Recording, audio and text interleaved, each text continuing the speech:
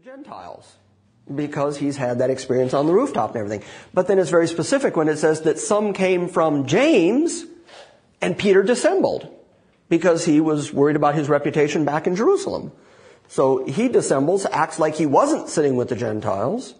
Paul writes, I withstood him to his face because he was to be blamed, because he had just played down the Gentiles as if they were of secondary importance. But very specifically, he did it because those from James came, and he wanted to continue his reputation with James. Which is why, in the book of Acts again, Paul is going to say that when he was among the Jews, he became as a Jew. There's a point where he shaves his head, takes a vow, kills an animal in the temple. And this is after Jesus' death, burial, and resurrection. And he says, when I was as the Jews, when I was with those who were under law, I was as one under law. When I was with the Gentiles, those without law, I was as without law. I can be all things to all men that I may win the more to Christ. And so there's no question that in early Christianity, this is what I'm driving at, in early Christianity, there was the Jewish division or faction of Christianity, and there was the Gentile faction of Christianity.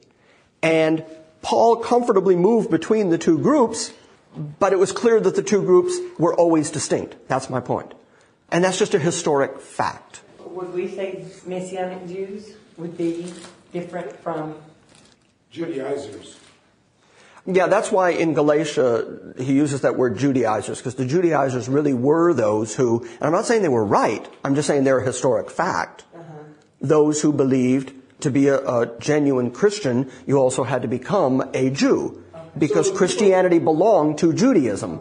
And so you had to be circumcised and keep portions of the law in order to be a true Christian. Messianic Jews are people who have been raised Jewish and have accepted Christ, and so not to give up their Jewish tradition, they call themselves Messianic Jews, as opposed to Gentiles who join these Messianic Jewish things. Right. I just wanted to make a differentiation between modern-day Messianic Judaism, which is different than the Judaizers of the first century. Yes, taking some Moses along with you and mixing it with Christ. But that was very prevalent, obviously, in the first century, because the Jews really did believe that Christianity was a Judaistic fulfillment. And it was. They had the covenants. They had Moses. They had the law. They had the covenants and the promises. They had Abraham. And then they had the Messiah. And it's very important for you to understand that it wasn't that the early Jewish Christians were trying to separate from Judaism and become the church. They were trying to fulfill Judaism. This is everything Judaism was leading to. The law was a schoolmaster leading us to this. All of these promises and the prophets led to this. So it really was the completion of genuine Jewish religion. And so if you were going to join that, you had to convert to Judaism to be part of it. And that's what they were trying to impose on Gentiles, that Paul had to withstand at Galatia and say, no, no, no. Among the Gentiles, it's different. Which is why finally at that First Jerusalem Council I keep mentioning, he says, James, John, Peter, give me the right hand of fellowship.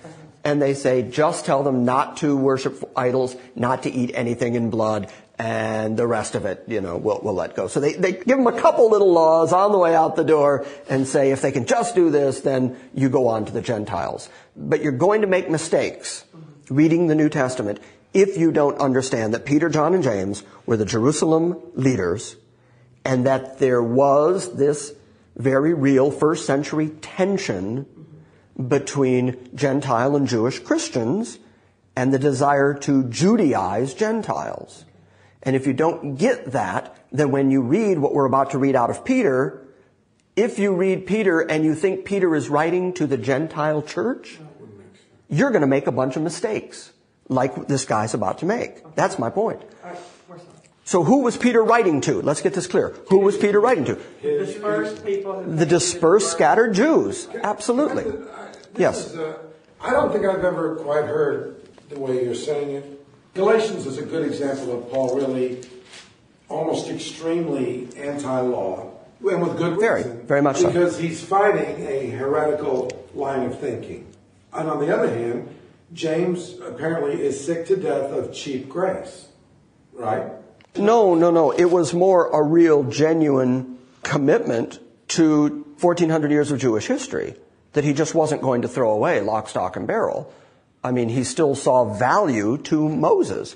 You've got all these people who have their whole lives been raised in waiting for the Messiah to come. Now he has. All that is the fulfillment of 1,400 years of Jewish history, 2,000 if you go all the way back to Abraham. I think it was a real genuine love and passion for their Jewish heritage. And his concern was that they were going to lose it? Yeah, that they were going to lose all those distinctions that made them distinct from the Gentiles. Let me give you an example. Right? Of course it is. It's canonical because it's historical, because and you're making exactly the point I'm trying to make, which is it is canonical, it is historical, but it's not written to the Gentile church. That's the point. Look, when you read Peter, 1 Peter 2:12, you're probably at 2:6 right now. Look at 2:12 of 1 Peter. And you're going to see the only place in either of his two epistles where he uses the word Gentiles. And he's going to say to his audience, be careful how you act out there among the Gentiles. He's not writing to Gentiles. He's writing to the scattered Hebrew Jewish believers. Understand that? So his whole point is here, he is writing to, as if you want to look at the beginning of the book, if you want to read his introduction to either of his epistles, he says he's writing to the scattered, the dispersed, the diaspora, the Jewish believers, the very people who he would have been preaching to on the day of Pentecost. Naturally, those converts would look to Peter and read epistles from Peter and, follow Peter as their leader. He's the one on Pentecost who preached the gospel to them in the first place.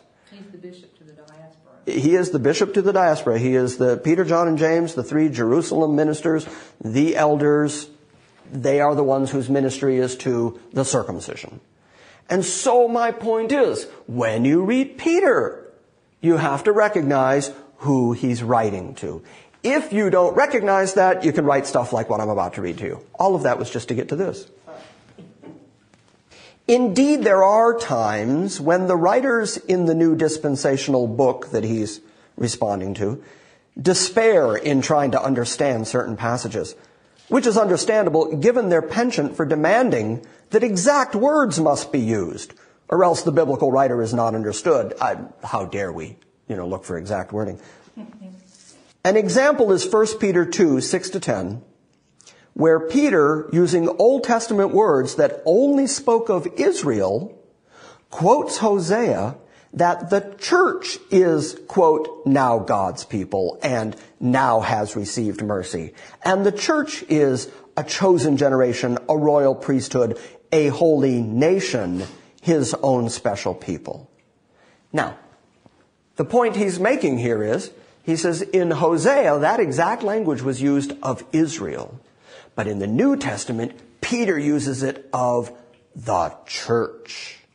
And by saying that he uses it of the church, and what he means is Gentiles, the whole church, that this is a perfect example of an Old Testament promise to Israel being clearly fulfilled in the New Testament, same language, quoting from Hosea to the church. The mistake he makes is that he doesn't recognize that Peter is writing to the diaspora, Jews. His audience is Jews. And so he is saying to converted Jews, you are the fulfillment of those promises made to Hosea. Of course you would be. Hosea made them to Israel. And so you Jewish converts who know your Messiah are the fulfillment of that very thing that was said to Hosea.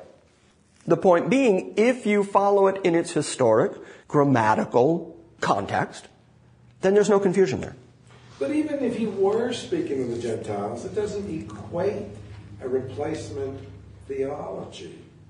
Let's read the passage. But no, he doesn't create a replacement theology. Or deductive reasoning, even if it were. But it's really important that we not even play the even if it were game, because it's not.